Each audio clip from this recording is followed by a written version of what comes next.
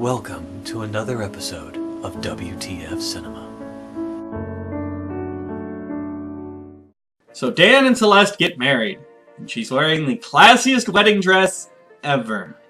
So while baby Allison Hannigan is adjusting to her new stepmother, who she saw was an alien, but apparently has decided to forget about that, she has a date with baby Seth Green. Allison Hannigan and Seth Green. What a cute couple they make. You know, it's a shame we're never going to see them portraying a couple ever again. No, I'm not showing a clip for that. If you don't get that reference, you don't deserve to get that reference.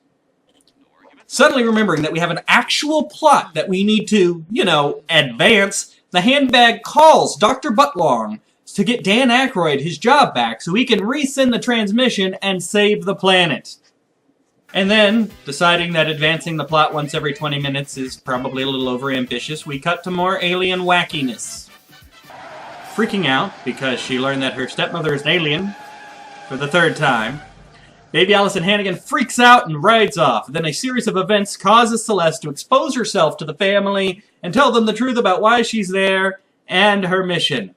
We're over an hour into this film, and finally, we're starting to get some traction on the plot.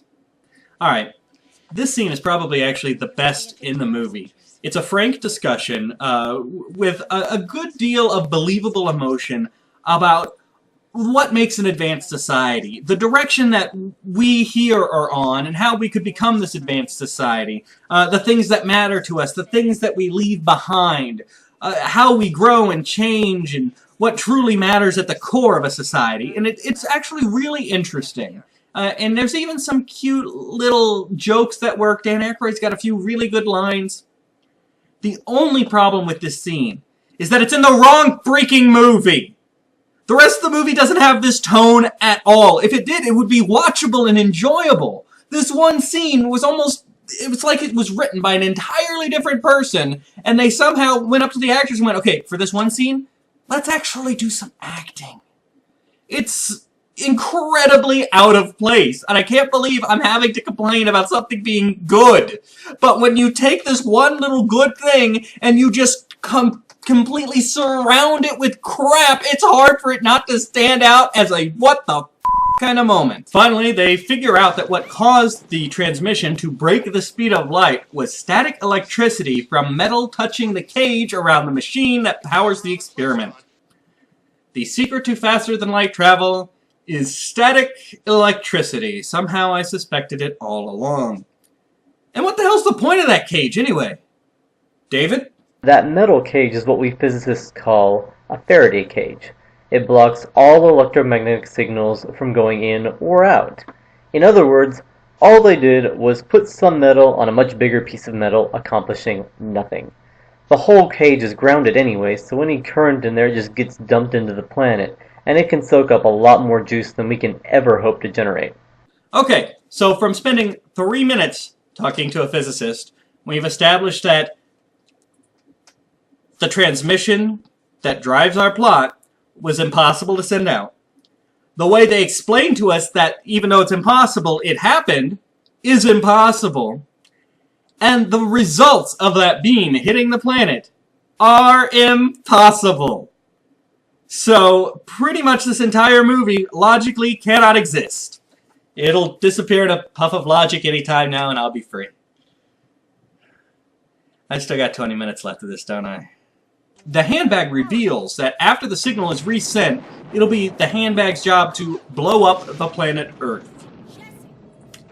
I'm glad we spent all this time establishing the aliens as an advanced, peaceful, loving civilization who have learned to coexist and have no strife or discord in their society, so that the very next time we reference them, we talk about their plans to blow up an entire planet.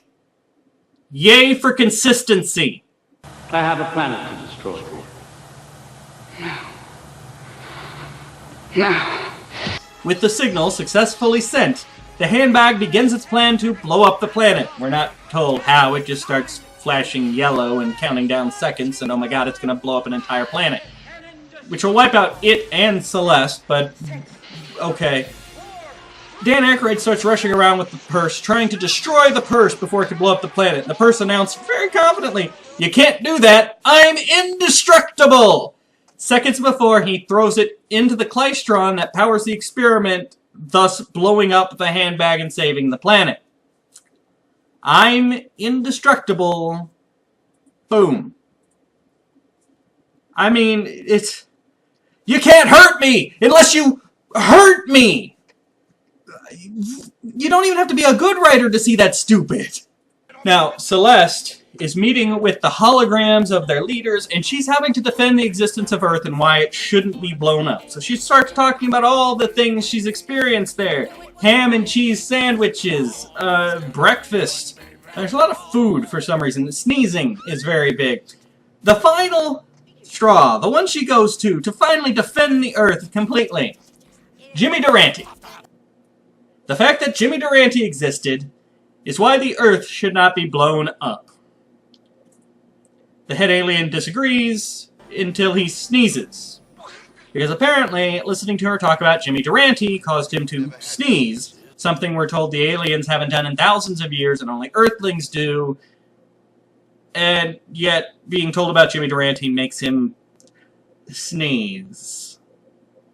Okay, also he's a hologram, but we watch his sneeze land on John Lovitz and he's all, ugh! Okay. So the movie has just abandoned making any kind of sense at this point. It figures the end's coming up, let's just get to it. I know how it feels.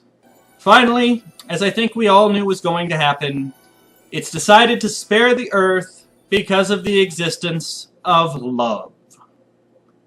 Anybody surprised by this? Anybody see this as unexpected?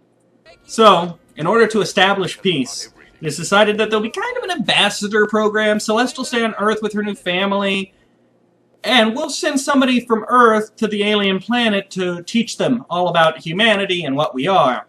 And they choose John Lovitz. Oh no, oh yeah, they all look like Princess Stephanie. Oh, yes! Can I ask you a question? Yes. I think my rolls would be impressive. Yeah, that's who I want representing me to the intergalactic life forces out there. John Lovitz. It stinks. Thank God that's finally over. You know what the worst part of this movie is? The very worst part? It's the fact that occasionally, briefly, you can see glimmers of a better movie within it. Just every now and again, it gives you a hint that there could have been something good here, but you're not gonna get it. The characters spend so much of the time being ridiculously unbelievable, and like I've harped on a couple of times here, the main driving force behind Celeste's character is, oh, she's wacky and she doesn't understand Earth. Isn't that funny and charming? And no, it's not. And then as we discovered from talking to my special guest, David, thank you, by the way, David, the entire background to the plot, the entire driving force behind what little story we actually have is completely impossible. Now, I'm not saying that writers have to have a degree in the sciences before they can write a comedy that has to do with science. You can use technobabble. You can make up new terms or new technology that doesn't quite exist, and then you set the rules for that within your little universe. That's how you get away with it. You don't take established scientific principles and then break them outright. If you're going to operate within science as we know it, then you're supposed to operate within science as we know it. And you don't even have to be an expert. I just proved that. I picked up the phone. I called a buddy of mine who was a physicist. And there were your answers. It's that easy. You can call experts, talk to them for 5 minutes. Hey, does this work? No, how about this? Okay, well, how do you think I should present it? Because ultimately, the science shouldn't be the main part of the story. It should be about the characters, as ungodly and unbelievable as they are. But instead, you're creating this scientific world that makes no sense, and you're alienating anybody in the audience who does have an understanding of science. As opposed to just asking them to suspend disbelief, you're telling them to turn off their brain. And that's never a way to win over an audience. Anyway, this movie's done. It's in the can. We can move on from that. I'll see you again in 2 weeks. Thanks for stopping by. Thank you for watching WTF Cinema. Until next time, what the f***, man? It's what's not classy about butt cleavage in a wedding dress.